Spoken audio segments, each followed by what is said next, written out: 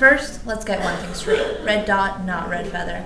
That's right, you heard it. If I were Native American, I'd tell you. I'd say half Cherokee, half Irish, or maybe even half Lumbee, half Irish, but not half Indian, half Irish.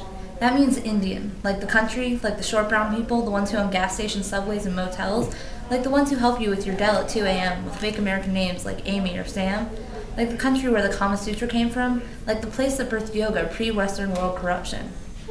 Then there's the other half, the other whole. Educate me, why am I pushed to call it half? Why can't I be equally and wholly two things? I am equally, fully, completely, entirely, and wholly a myriad of factors creating the person sitting in front of you. My childhood was filled with Catholic masses, Irish lullabies, and Christmases in Boston, with bedtime stories taken from the Ramayana, Hindu lullabies sung by a rather toneless father, and trips to India, with surgeries and scars, dog bites and fears, and explaining what exactly a congenital defect is. Girls just like myself, 3 others came before me, then 8 years of silence. I came roaring.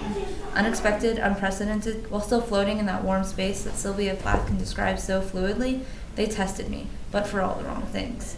The irony is overwhelming, at times overpowering, so I'm not sure if when I came, I really roared, or if my first cry was more of a gurgle swallowed by the breaks in my lip, my palate. Here comes the irony. It hits me like a train. They tested me for Down syndrome, trisomy 21. I can tell you this, that's an error on the 21st chromosome with one too many chromatids. But, oh, what caused my defect? That I cannot tell you. And I'm sure you've heard this, but I grew up with various colors, all meaning very little to me. People surrounding me simply varied. My father, an immigrant from India who simply speaks how he does, told me, "Ashu beti, please come pay respects before the SATs," who taught me the true respect encompassed in the greeting Namaskar. My mother, a tough Irish Catholic from Boston who grew up in Roslindale, met an immigrant and, by happenstance, fell in love. Together breaking norms, they built a home in the South.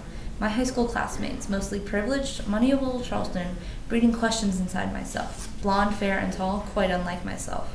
My sisters, the source of my strength apart from my mother, conflicted like me, torn between first generation and assimilation. My extended family, in colors varying, fair hair to dark skin.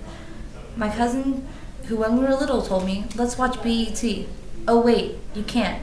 You're not black." So maybe, possibly, it was then that I became less colorblind.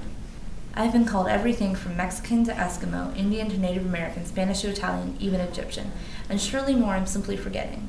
It creates a perspective, a lens through which I view my identity, my personal, my religious, my political identity with a capital I.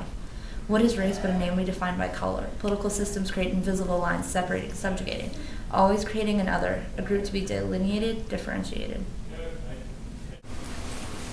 So that's what I have for you. I have one more slide that I'd like you to just take with you and kind of think about as you leave.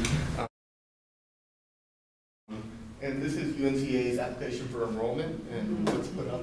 And this has actually changed since I've been here. It was even worse before. But so this is what we have. So with that, I'd like to thank everyone for coming.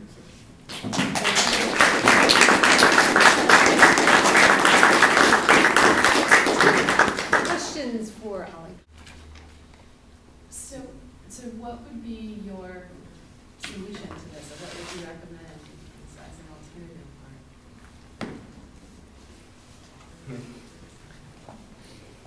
I'm not really sure. I see the need to quantitatively understand what numbers, what enrollment is, specifically for this university that does not have diversity. I see the need to have some sort of understanding of race and ethnicity and what's on the campus. At the same time, it's not as easily as checking the box. So I don't know if I have answers. I don't know. Yes.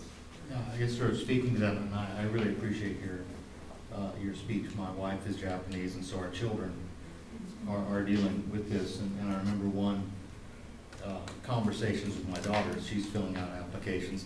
"Dad, which box do I check?" When we have been very careful about, and I hope successful in trying to get her to appreciate and respect both backgrounds she comes from. And half is even worse. I mean, my worst experience as a father was being just hours after her delivery in the little room where they had the babies in the hospital in Japan, and overhearing people who didn't know who I was, but saying, "Oh, look, there's a half there," which is, so, I mean, Yeah. you're getting some really good issues. There is, I think there's also levity needs to be brought to the situation. Mhm. And I think we can flip it with levity. Mhm.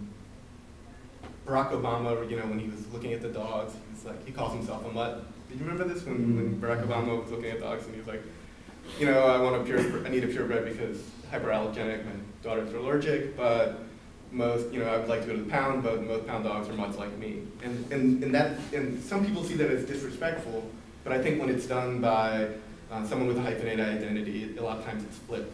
Another anthropologist, Leila Abulugo, calls herself a halfie, and she's half, what's the Jordan? Egyptian, half Egyptian and half British or American. So I think we have to, like Grace said in the first slide, if you don't laugh, you're going to cry. So, yes.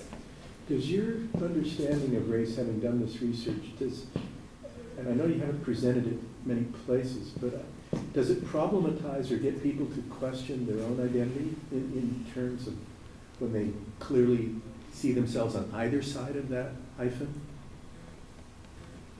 Are you talking about hyphenated people? Yeah, I mean, I'm just thinking in my own experience. I'm Sephardic Jewish, which is Spanish Jew, but then there's the Russian side of the family, and they were I'm almost like hyphenated. Yeah. Externally, people would say, well, you're one identity, you're Jewish, but I know that in my own experience, it's one I can identify very much with this hyphenated notion. So I'm wondering if your talk and your understanding actually problematizes these monolithic notions of being any one thing. If we really examined it closely, there might be a lot more hyphens out there. I think more than my talk, I think more than that, conversations that I've had with people, I think my conversations with Safi have made both of us really aware. Now we talk about our hyphen like it's a thing, like we have this hyphen. It's like a thing. And there's one quote that I don't have with me, but talks about balancing on the hyphen. It's about a Chinese American who she talks about balancing on the hyphen and always falling on either side of the hyphen, never able to balance on it, which I think is a really beautiful idea. And starting to own that hyphen. So. Actually, as you were talking and then building on Ken's comment, I really did start to think about the way in which perhaps an exploration of the hyphens that we attach to race can really help us think about the other hyphens in our life that aren't, they're not as, what's the word, I don't know that I can say, they're all salient in society, but they're certainly not as other driven as some things are in society, and it sort of got me to think about that. The other thing you brought up was the notion of fluidity, and I would just point out that for me, as someone who's clearly seen as white American, now that I have an adopted daughter who's Latina, I've begun to think of myself in different terms. I don't identify as a white woman in the same way that I used to. I don't know if you would have that experience being, married to a woman who's Japanese, but it really makes it so interesting to think about that fluidity at the same time that those categories are simply imposed upon you. So. One thing I really noticed when you talk about having a Guatemateca daughter, and she, one thing I noticed, and I was with my partner the other day, we were eating at a restaurant. I was actually with my friend Chris over there the other day as well, and we watched as an African-American woman and a white male turned a corner, and they had two biracial children, and how they were gawked at.